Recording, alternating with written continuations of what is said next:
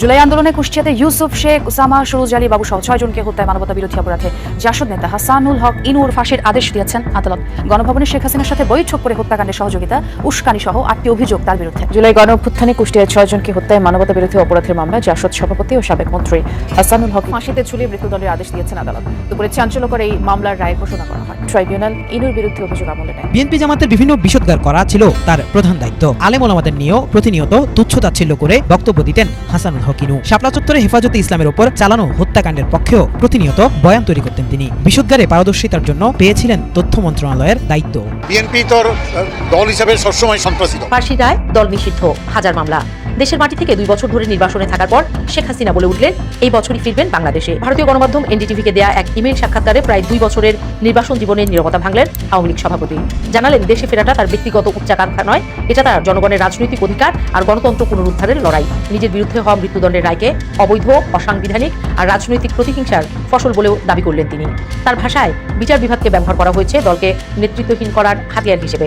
আর এমন চেষ্টা আগেও হয়েছিল, ব্যর্থ হয়েছিল বারবার। বাংলাদেশ সেনাবাহিনীতে হঠাৎ করে এমন এক ঘটনা ঘটল যা শুনে দিল্লির ঘুম হারাম।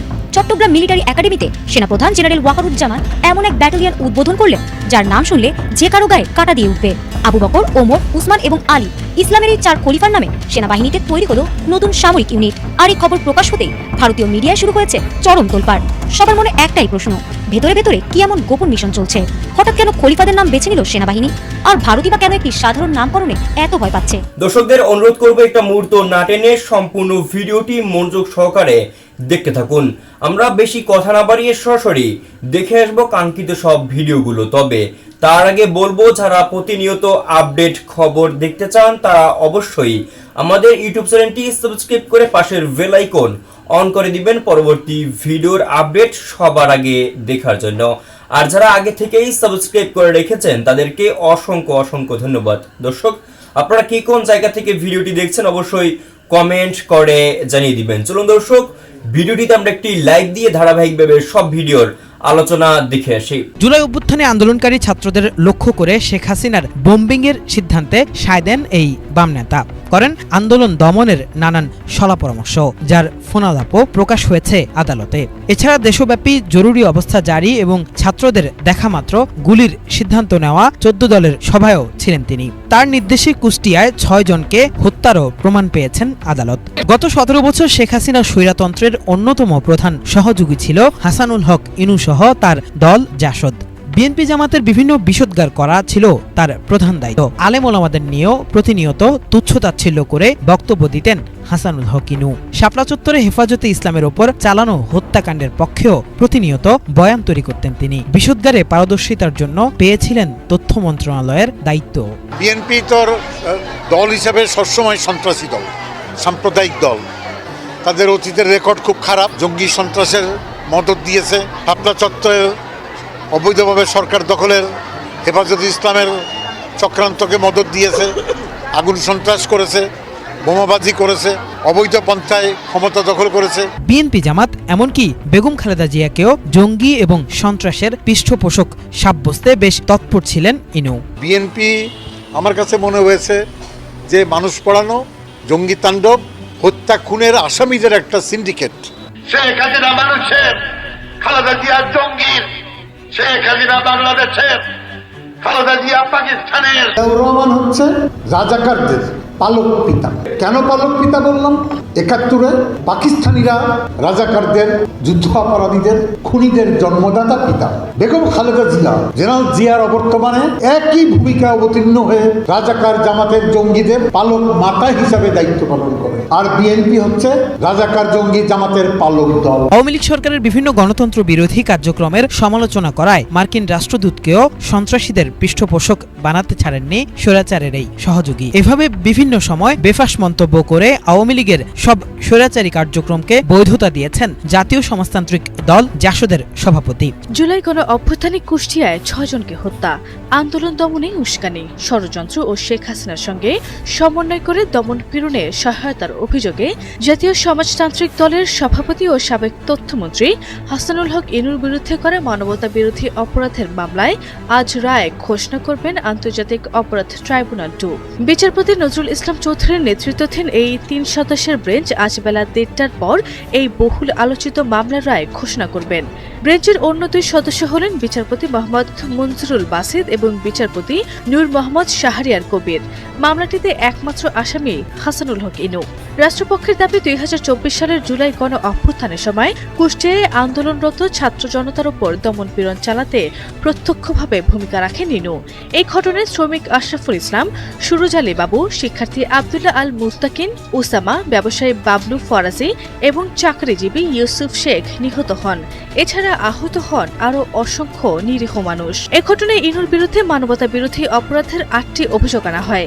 অভিযোগগুলোর মধ্যে রয়েছে আন্দোলনকারীদের বিরুদ্ধে উস্কানিমূলক বক্তব্য, শেখ হাসিনার সঙ্গে ষড়যন্ত্র, আন্দোলন দমনের শুট অ্যাট সাইট সিদ্ধান্তের সহায়তা, আইন শৃঙ্খলা বাহিনীকে বল প্রয়োগে উৎসাহ দেয়া, আন্দোলনকারীদের বিএনপি জামায়াত সন্ত্রাসী ও জঙ্গি আখ্যা দিয়ে দমন পীড়নের পরিবেশ তৈরি এবং কুষ্টিয়ায় গুলি বর্ষণ সহ হত্যাকাণ্ডের সহায়তার অভিযোগ। প্রসিকিউশনের দাবি 2024 সালের 19 জুলাই গণভবনে অনুষ্ঠিত 24 দলীয় জোটের বৈঠকে শেখ হাসিনার উপস্থিতিতে আন্দোলন দমনে কঠোর পদক্ষেপ এবং দেশব্যাপী কারফিউ ও সেনা মোতায়েনের সিদ্ধান্তে ইনু সম্পৃক্ত ছিলেন। এছাড়া 20 জুলাই কুষ্টিয়ায় পুলিশ সুপারকে ফোন করে আন্দোলনকারীদের শনাক্ত ও তাদের বিরুদ্ধে ব্যবস্থা নেওয়ার নির্দেশ দিয়েছিলেন বলেও অভিযোগ রয়েছে। মামলায় আরও দাবি করা হয় শেখ হাসিনার সঙ্গে নিয়মিত যোগাযোগ রেখে আন্দোলন দমনে প্রাণঘাতী অস্ত্র ব্যবহার, হেলিকপ্টার থেকে অভিযান পরিচালনা এবং আন্দোলনকারীদের বিরুদ্ধে কঠোর ব্যবস্থা নেওয়ার পরিকল্পনা ও বাস্তবায়নে সহায়তা করেছিলেন ইনু।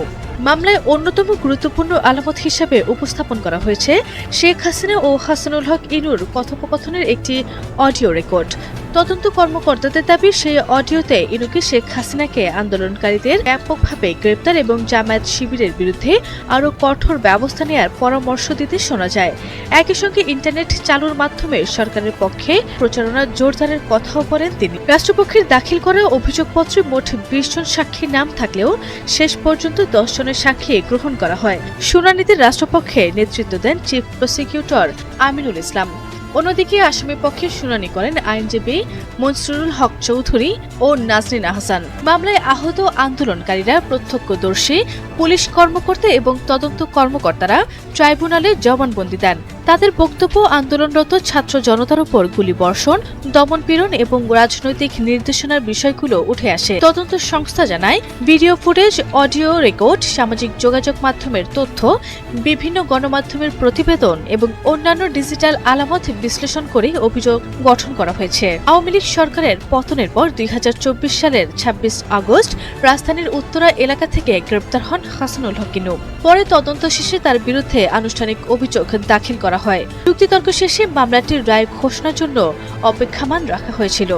আজ সেই বহুল আলোচিত মামলার রায় ঘোষণা করতে যাচ্ছে আন্তর্জাতিক অপরাধ ট্রাইব্যুনাল 2, যার দিকে নজর রয়েছে দেশের রাজনৈতিক অঙ্গন সহ সারা দেশের। কঠোর সাজার মুখোমুখি দাঁড়িয়েও যেন থামছে না কার্যক্রম নিষিদ্ধ আওয়ামী লীগ সরকারের এমপি মন্ত্রীদের দাম্ভিকতা। সেই চিত্রই দেখা গেল দলটির সাবেক মন্ত্রী ও মানবতা বিরোধী অপরাধের মামলার আসামি হাসানুল হক ইনুর আচরণে। যে অহংকার 24 সালের জুলাই আগস্টে চূর্ণ বিচূর্ণ হয়ে যাওয়ার কথা ছিল, রায় ঘোষণার দিনেও যেন তার কোনো পরিবর্তন দেখা যায়নি। প্রিজন ভ্যান থেকে নামানোর সময় তার মুখে ছিল চওড়া হাসি। এমনকি ট্রাইব্যুনালে তোলার সময় এক পুলিশ সদস্যকে আঙ্গুল উঁচিয়ে বললেন, গায়ে হাত দিবি না।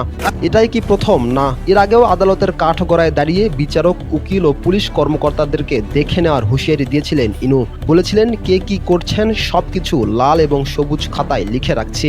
ক্ষমতা হারিয়েছেন অনেক আগেই। মানবতা বিরোধী অপরাধের মামলায় তার বিরুদ্ধে রয়েছে গুরুতর 8টি অভিযোগ। তবুও আচরণে যেন দম্ভ ও অহংকারে কোনো ছাপ কমেনি। অবশ্য বিচারক রায় শোনানোর পর চিত্রটি ছিল একেবারে ভিন্ন। প্রিজন ভ্যানে ওঠানোর সময় চিৎকার করে রায়ের বিরুদ্ধে মনের ভাব প্রকাশ করেন সাবেক এই মন্ত্রী। একজন মানবতা বিরোধী অপরাধের মামলার আসামি এমন আচরণ নতুন করে প্রশ্ন তোলে, কঠোর বিচারের মুখোমুখি হয়েও কেন এই অহংকার? এটি কি কেবল ব্যক্তিগত মনোভাব নাকি দীর্ঘদিনের ক্ষমতার সংস্কৃতির বহিঃপ্রকাশ? সেই প্রশ্নের উত্তর খুঁজবে সময়, আর বিচারিক প্রক্রিয়ার পূর্ণাঙ্গ পরিণতি দেবে তার চূড়ান্ত মূল্যায়ন। জাতীয় সমাজতান্ত্রিক দল জাসদের সভাপতি ও আওয়ামী লীগ সরকারের সাবেক মন্ত্রী হাসানুল হক ইনুর বিরুদ্ধে জুলাইয়ের মানবতা বিরোধী অপরাধের একটি মামলার বিচার শুরু হয় গত বছরের 2 নভেম্বর। তার বিরুদ্ধে অভিযোগ গঠন করেন আন্তর্জাতিক অপরাধ ট্রাইব্যুনাল 2। ইনুর বিরুদ্ধে কুষ্টিয়ায় 6 জনকে হত্যা সহ 8টি অভিযোগ আনে প্রসিকিউশন। এই মামলায় ইনুর বিরুদ্ধে 10 জন সাক্ষ্য দেন। সাক্ষ্য গ্রহণ শেষে যুক্তিতর্ক উপস্থাপন চলে 13 এপ্রিল থেকে 13 মে পর্যন্ত।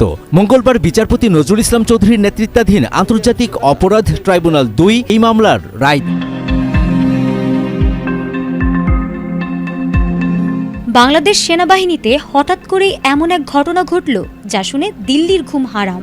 চট্টগ্রাম মিলিটারি একাডেমিতে সেনাপ্রধান জেনারেল ওয়াকারুজ্জামান এমন এক ব্যাটালিয়ন উদ্বোধন করলেন যার নাম শুনলে যে কারো গায়ে কাঁটা দিয়ে উঠবে। আবু বকর, ওমর, উসমান এবং আলী ইসলামের এই 4 খলিফার নামে সেনাবাহিনীতে তৈরি হলো নতুন সামরিক ইউনিট। আর এই খবর প্রকাশ হতেই ভারতীয় মিডিয়ায় শুরু হয়েছে চরম তোলপাড়। সবার মনে একটাই প্রশ্ন, ভেতরে ভেতরে কি এমন গোপন মিশন চলছে? হঠাৎ কেন খলিফাদের নাম বেছে নিল সেনাবাহিনী?